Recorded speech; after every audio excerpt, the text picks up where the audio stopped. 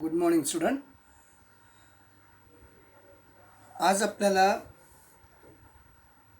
Science part फर्स्टचा chapter number 1, चॅप्टरचं नाव आहे gravitation. तर या चॅप्टरमध्ये येणाऱ्या सगळ्या पॉईंट्सबद्दल माहिती बघायची आहे. त्यामध्ये पहिला पॉईंट येतो ग्रॅव्हिटेशन. स्टेप बाय स्टेप जाऊयात आपण, हळूहळू एक एक एक एक एक एक पॉईंट आपण त्याच्यामध्ये क्लिअर डिस्कस करणार आहोत. पहिला पॉईंट येतो ग्रॅव्हिटेशन. त्याच्यानंतर आहे, आता ग्रॅव्हिटेशन म्हटल्यानंतर ग्रॅव्हिटेशनल फोर्समध्ये कोणते कोणते फोर्स असतात, फोर्समुळं काय होतं, त्याचबरोबर ग्रॅव्हिटेशनल फोर्स म्हणजे नेमकं काय आहे, तो कशा प्रकारे ॲक्ट होतो, त्यामुळे नेमकं काय होतं आहे वगैरे वगैरे, या सगळ्या गोष्टीचं आपल्याला या टॉपिकमध्ये डिस्कशन करायचं आहे. त्याच्यानंतर आहे circular motion and centripetal force. हे चॅप्टरचे इंट्रोडक्टरी पॉईंट आहेत. पहिला आहे ग्रॅव्हिटेशन, दुसरं आहे circular motion and centripetal force. आता सर्क्युलर मोशनमध्ये माहिती आहे आपल्याला, एखादी वस्तू गोल गोल गोल गोल गोल गोल फिरत असेल तर त्याला आपण सर्क्युलर मोशन असं म्हणतो. जसं की फॅनचं मोशन कसं आहे, सर्क्युलर मोशन आहे. त्याचबरोबर इलेक्ट्रॉनचं मोशन अराउंड द न्यूक्लियस हे सुद्धा सर्क्युलर मोशन आहे. तर या सर्क्युलर मोशन असं आपण पाहत असतो. त्याच्यानंतर आपण बघणार आहोत सेंट्रिपिटल फोर्स. या सर्क्युलर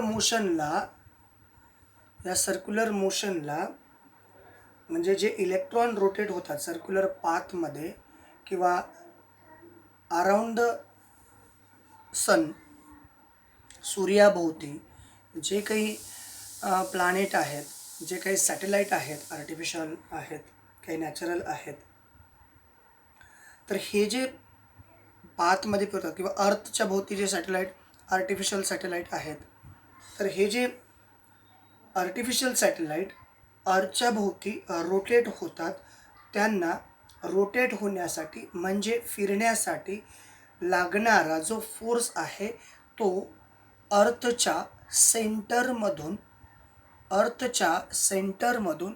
ॲक्ट होतो, म्हणून त्याला आपण सेंट्रिपिटल फोर्स असं म्हणतो. त्याच्यानंतर केपलर्स लॉ आहे. केपलरचे 3 लॉ आहेत. It is related to the earth and the sun. आणि त्यानंतरचा पॉईंट येतो Newton's universal law of gravitation. न्यूटन्सनी ग्रॅव्हिटेशनचा जो लॉ मांडला आहे, युनिव्हर्सशी रिलेटेड जो लॉ मांडलेला आहे, त्याचा आपल्याला डिटेल बघायचं आहे.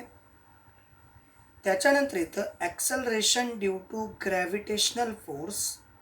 Acceleration due to the gravitational force of the earth, म्हणजे त्याला आपण कॅपिटल ॲक्सलरेशन ड्यू टू ग्रॅव्हिटीला आपण स्मॉल जीनी रिप्रेझेंट करतो. आणि तो अर्थवरती कशा प्रकारे काम करत असतो. एखादा ऑब्जेक्ट अर्थपासून दूर जातो, म्हणजे सर्टन हाईटला जातो, त्यावेळेस तो ऑब्जेक्ट कशा प्रकारे तो फोर्स कशा प्रकारे वर्क करतो, आणि याच्याबद्दल आपल्याला आपण स्मॉल जी या कन्सेप्टने किंवा या अल्फाबेटने रिप्रेझेंट करतो, तर त्याच्याबद्दल आपल्याला डिटेल माहिती पाहायचं आहे. देन फ्री फॉलिंग म्हणजे एखादी वस्तू एखाद्या ठिकाणी जनरेट झाले, क्रिएट झाले, ती बरेच वर्ष त्या ठिकाणी होती. हा कन्सेप्ट आपण लास्ट स्टँडर्डमध्ये सुद्धा पाहिलेला आहे फ्री फॉलिंगचा. म्हणजे आपण असं बघितलेलं होतं, आठवत असेल तर ठीक आहे, नाहीतर मी परत एक्सप्लेन करतो. एखादी वस्तू ए या पॉईंटपासून, म्हणजे ए या पॉईंटला होती, तिथून ती बीला आली आणि तिथून ती सीला आली, आणि मग या ठिकाणचं टोटल एनर्जी, या ठिकाणची टोटल एनर्जी म्हणजे total energy at point A is म्हणजे जेवढी आहे तेवढीच टोटल एनर्जी ॲट पॉईंट बीला असते, तेवढीच टोटल एनर्जी ॲट पॉईंट सीला सुद्धा असते. म्हणजे एखादा ऑब्जेक्ट फ्रीली फॉल जरी होत असला, एक्झाम्पल दे तुम्ही. फॉर एक्झाम्पल, सध्या आपले उन्हाळ्याचे दिवस आहेत. म्हणजे मार्केटमध्ये यावर्षी कोरोना असल्या कारणाने आंबा एवढा मार्केटमध्ये आला नाही, येऊ शकला असता पण आला नाही. त्याचं आपण एक उदाहरण घेऊ. जेव्हा झाडाला कैऱ्या लागल्या, म्हणजे पहिल्यांदा झाडांना मोहर आला, म्हणजे आंब्याच्या झाडाला आंबे लागण्या अगोदर किंवा कैरी लागण्या अगोदर आलेली फुलं, त्याला आपण मोहर म्हणतो. त्या फुलांचं कन्व्हर्शन कैरीमध्ये झालं आणि कैरीचं कन्व्हर्शन आंब्यामध्ये झालं. त्या 2-4 दिवसामध्ये थोडंसं वातावरण पण चेंज झालेलं आहे. जर जोराची हवा सुटली तर तो आंबा, आपण काही तिथं नेऊन चिटकवलेला नाही, तर तो आंबा त्या झाडाच्या देठाला तयार झाला आहे. आणि जेव्हा ही हवा सुटते, हवा सुटल्यानंतर तो आंबा देठापासून तुटतो आणि अर्थ सरफेसवरती येतो. आपण नेऊन चिटकवला का आंबा? नाही. आपण ती कैरी त्या झाडाच्या देठाला चिटकवली का? नाही.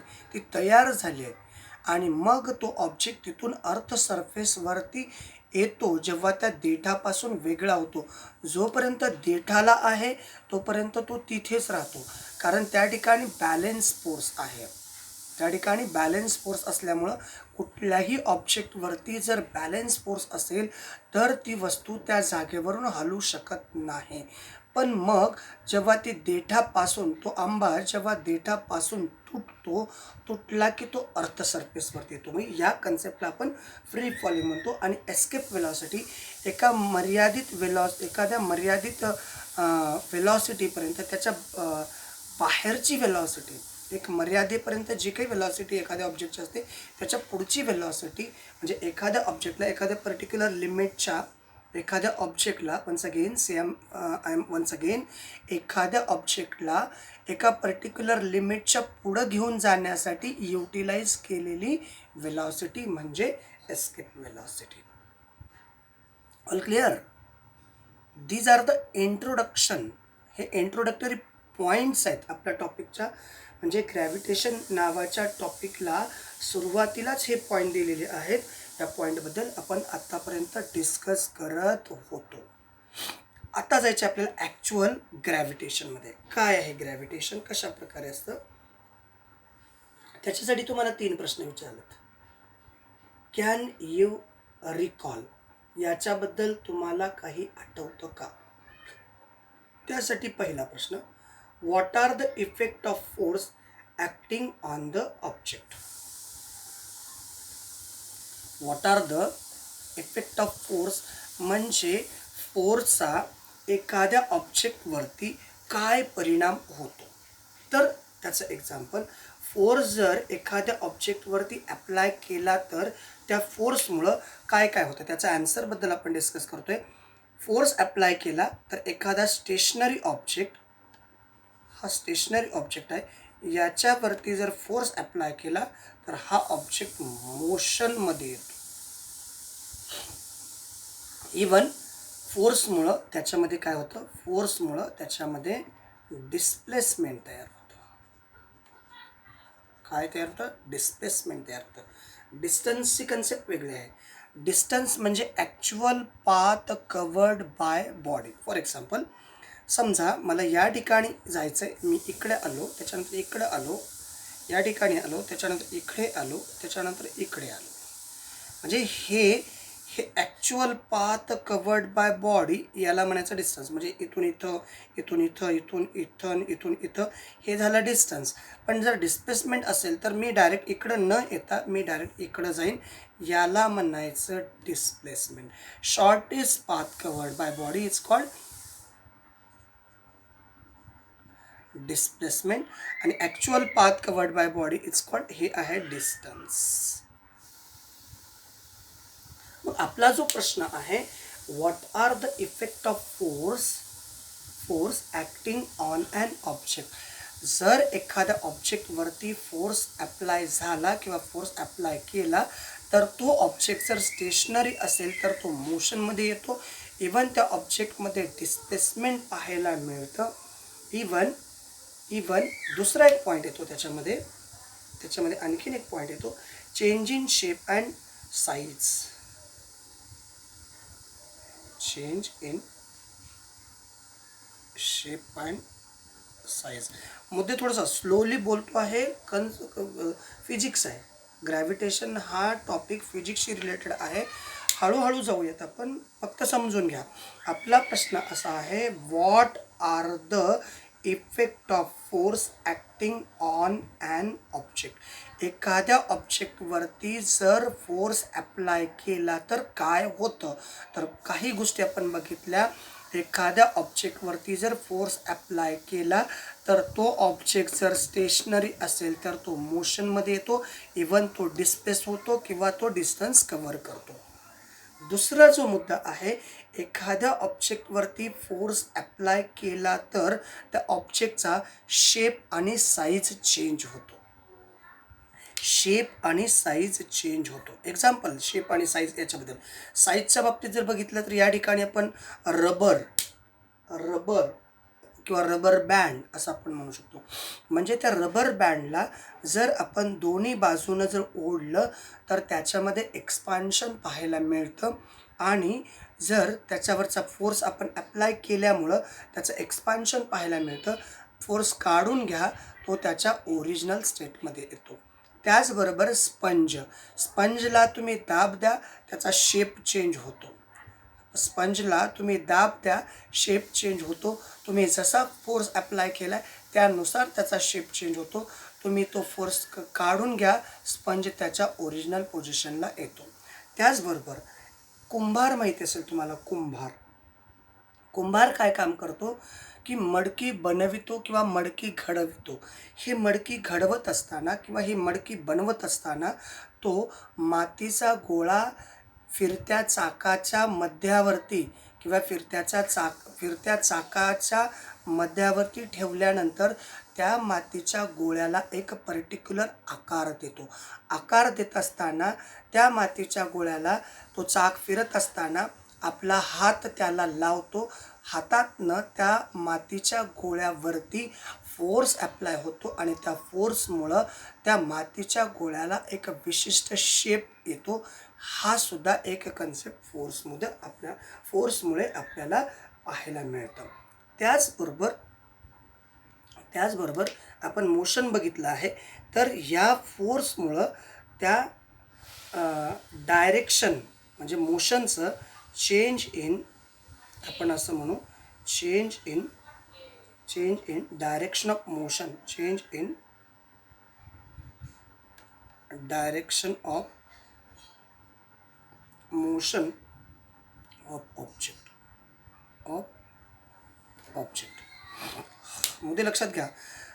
आपण पहिलं फोर्स ॲप्लाय केल्यानंतर ऑब्जेक्ट मोशनमध्ये येतो.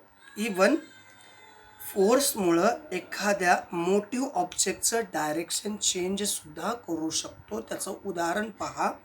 आता आपल्याकडे जे काही विद्यार्थी आहेत, कदाचित बऱ्याच जणांना क्रिकेट आवडत असेलही नसेलही. एखादी टीम किंवा एखाद्या टीममधला बॅट्समन ग्राउंडवरती जेव्हा बॅटिंग करत असताना बॉलरनी जो काही बॉल फेकलेला आहे with the help of force आणि आलेल्या बॉलला बॅट्समन बॅटच्या माध्यमातून एका पर्टिक्युलर डायरेक्शनला फोर्स ॲप्लाय करून त्या बॉलला एक पर्टिक्युलर डायरेक्शन मिळवून देतो. So that is a answer of that question. Answer clear झालं का बघा. क्वेश्चन असा आहे, what are the effect of force acting on an object.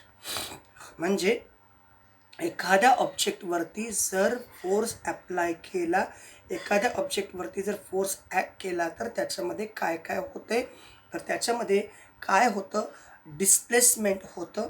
Even एखादा ऑब्जेक्ट स्टेशनरी असेल तर तो मोशनमध्ये येतो.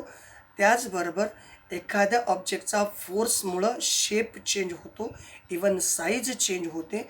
आणि त्याचबरोबर जर समजा त्या ऑब्जेक्टला आपण फोर्सच्या माध्यमातून एक पर्टिक्युलर डायरेक्शनसुद्धा देऊ शकतो. That is the answer of the question number first. कदाचित बघा ऑल क्लिअर झाल्यात का सगळ्या गोष्टी. तर परत एक वेळेस सांगतो, त्या फोर्समुळं एखाद्या ऑब्जेक्टमध्ये काय काय चेंज होतात. तर एखादा ऑब्जेक्ट जर थांबलेला असेल, त्याच्यावरती फोर्स अप्लाय केला तर तो ऑब्जेक्ट मोशनमध्ये येतो.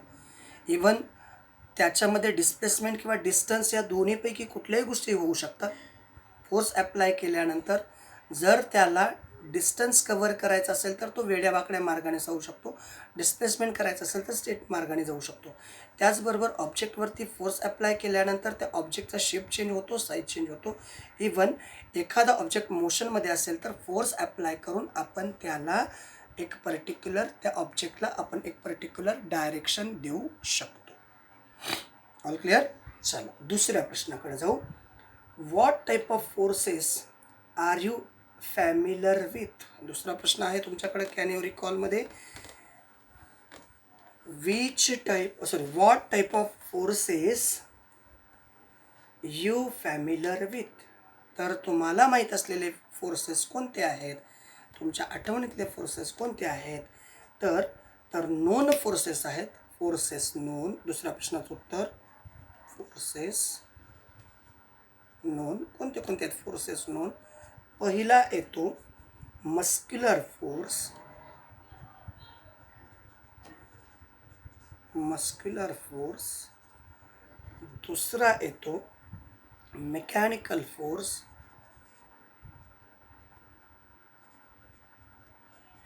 Mechanical force. तिसरा येतो ग्रॅव्हिटेशनल फोर्स.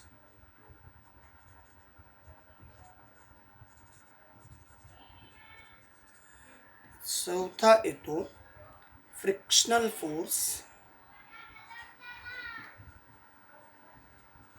Frictional force. त्याच्यानंतर पाचवा आहे इलेक्ट्रोस्टॅटिक फोर्स.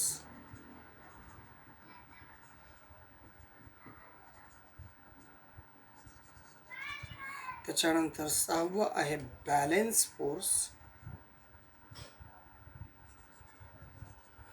आणि सातवा आहे unbalance force. So these forces are familiar with. म्हणजे तुम्हाला हे माहिती असणारे फोर्सेस आहेत आणि ते तुमच्या ओळखीचे आहेत. हे झाले 2 प्रश्नाचे उत्तर. आता आपण जाणार आहोत प्रश्न क्रमांक 3 कडे.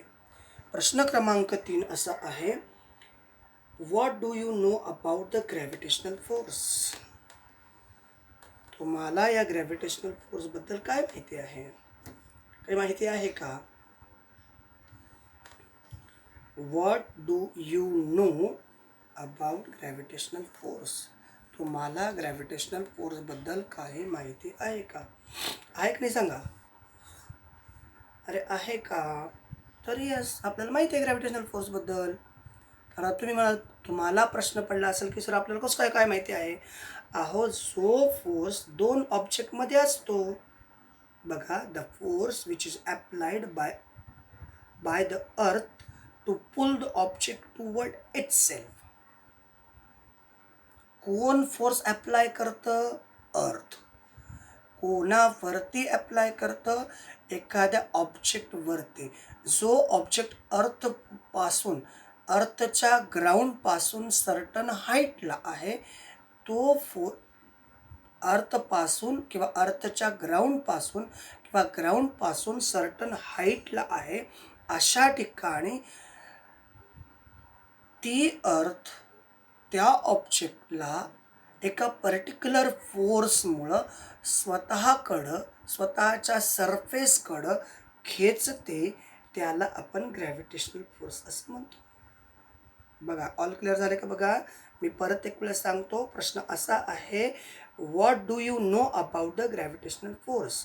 आपल्याला किंवा तुम्हाला ग्रॅव्हिटेशनल फोर्सबद्दल माहिती आहे का? तर तुम्ही म्हणाल हो. तर तुम्हाला न्यूटनचं एक्झाम्पल आहे. न्यूटनचं एक पर्टिक्युलर एक्झाम्पल. न्यूटन एका ॲपलच्या झाडाखाली बसलेला होता. तो झाडाखाली बसलेला असताना ॲपलच्या झाडाचं एक ॲपल तुटून, झाडाच्या फांदीचं एक ॲपल तुटून अर्थ सरफेसवरती पडलं. मग तिथं या गोष्टी आपण न्यूटन्सकडं नंतर जाऊयात. आता जो प्रश्न आहे, झाडाचा तुटलेला ॲपल जेव्हा अर्थ सरफेसवरती आला, म्हणजे अर्थनी जोपर्यंत तो ॲपल झाडाच्या देठाला होता त्या ठिकाणी बॅलेन्स फोर्स होता. जेव्हा तो ॲपल देठापासून वेगळा झाला तेव्हा अर्थचा जो काही फोर्स आहे, तो फोर्स त्या ॲपलला अर्थच्या सरफेसकडं खेचतो. ज्या फोर्सनी ॲपलला अर्थच्या सरफेसकडं खेचलेलं आहे त्या फोर्सला आपण ग्रॅव्हिटेशनल फोर्स असं म्हणतो. The force which is applied by the earth to pull. Once again, the force which is applied by the earth म्हणजे अर्थ जो फोर्स अप्लाय करते कशाला, एखाद्या ऑब्जेक्टला, to pull object towards itself. एखाद्या ऑब्जेक्टला स्वतःकडं खेचण्यासाठी, परत एक वेळा सांगतो, एखाद्या ऑब्जेक्टला स्वतःकडं खेचण्यासाठी अर्थ जो काही फोर्स अप्लाय करते त्या फोर्सला ग्रॅव्हिटेशनल फोर्स असं म्हणतात. All clear? So these are the 3 question. पहिला क्वेश्चन होता what are the effect of force acting on an object. फोर्सचा ऑब्जेक्टवरती काय परिणाम होतो, पहिला प्रश्न होता. दुसरा, आपल्याला ग्रॅव्हिटेशनल फोर्ससारखे किंवा आपल्याला फॅमिलियर असणारे फोर्सेस, आपल्याला माहिती असणारे फोर्सेस कोणते कोणते आहेत. आणि तिसरा, ग्रॅव्हिटेशनल फोर्स म्हणजे नेमकं काय, जो एखाद्या ऑब्जेक्टला अर्थ स्वतःकडं खेचण्यासाठी जो फोर्स अप्लाय करते त्या फोर्सला आपण ग्रॅव्हिटेशनल फोर्स असं म्हणत असतो. So these are the 3 question. It is related to the can you recall. हे 3 प्रश्न आहेत तुम्हाला कॅन यू रिकॉलशी रिलेटेड. आता जाऊ आपण टेक्स्टबुकमध्ये. We have seen in previous standard that the gravitational forces is a universal force. Gravitational फोर्सलाच universal force असं म्हणलेलं आहे, कारण वैश्विक फोर्स आहे. म्हणजे कुठल्याही ठिकाणी हा फोर्स आपल्याला पाहायला मिळतं. Universal force means the force which is utilize in the universe. मग कसं, आता युनिव्हर्सल फोर्स कसं काय म्हणता येईल. And it act not only between 2 object on the earth but also between any 2 object in the universe. हा फक्त, आता जसं आपण आत्ता पाहिलं, अर्थ एखाद्या ऑब्जेक्टला स्वतःकडं खेचण्यासाठी जो फोर्स अप्लाय करते त्याला ग्रॅव्हिटेशनल, म्हणजे अर्थ आणि ऑब्जेक्टमध्ये जे अट्रॅक्टिंग फोर्स आहे त्याला ग्रॅव्हिटेशनल फोर्स म्हणतो असं नाही, तर त्याच ग्रॅव्हिटेशनल फोर्सला आपण युनिव्हर्सल फोर्स म्हणतो. आणि हा फोर्स अर्थ सरफेसवरती किंवा युनिव्हर्समध्ये असणाऱ्या कुठल्याही 2 ॲटम्स किंवा 2 मॉलिक्युल्स किंवा 2 पार्टिकल्समध्ये एकामेकाला अट्रॅक्ट करण्यासाठी किंवा 2 ऑब्जेक्टला एकामेकाकडं अट्रॅक्ट करण्यासाठी युटिलाइज होतो. तर या फोर्सला युनिव्हर्सल फोर्स असं म्हणतात. याच फोर्सला ग्रॅव्हिटेशनल फोर्स असं म्हणतात. तर याच्या बाबतीत आणखीन आपल्याला डिटेल पाहायचं आहे, ते नेक्स्ट लेक्चरला पाहणार आहोत. कदाचित या सर्व गोष्टी याच्याशी रिलेटेड थोडंसं बॅकग्राऊंड आपल्याला समजलं असेल अशी अपेक्षा ठेवते. थँक्यू. Thanks a lot.